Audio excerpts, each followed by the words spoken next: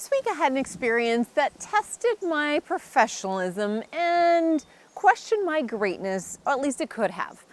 I was at an important event and I had promised my client that the feedback forms that I handed out painstakingly to every one of the hundreds of people in that room, I would collate them and get that feedback to them.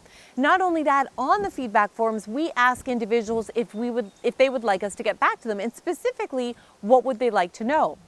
Well, as I had gone out to sell my books, by the time I came back in, not 20 minutes later, the entire ballroom was cleaned. I mean, not a scrap of paper, not a table linen, nothing left. And I went, oh.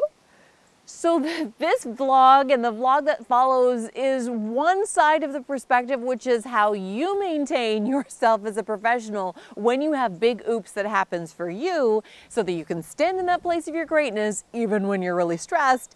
And next week we're going to talk about some lessons that we were able to pass on to that organization and how they handled it like a champion.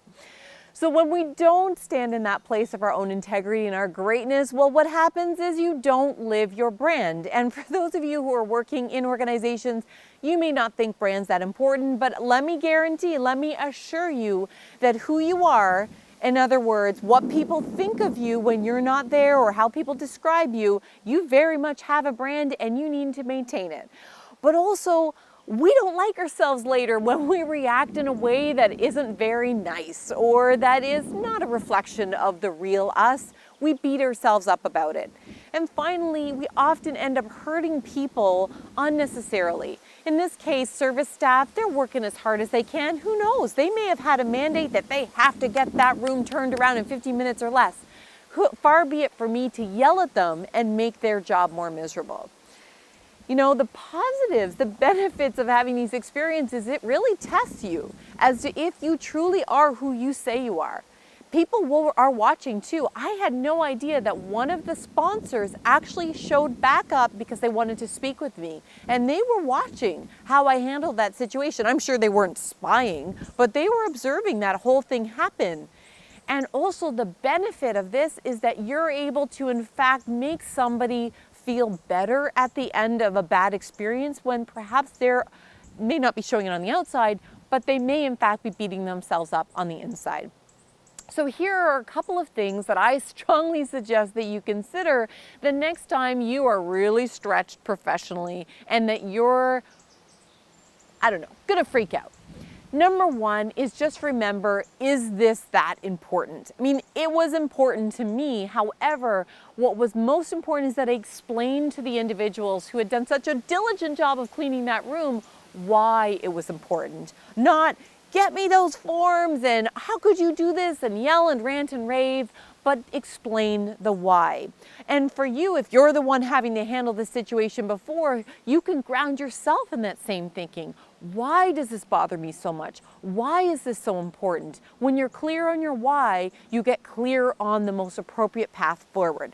Second of all, remember that the other person in front of you or in that context that's created that stressful environment, to err is human, right? I think that that's the expression.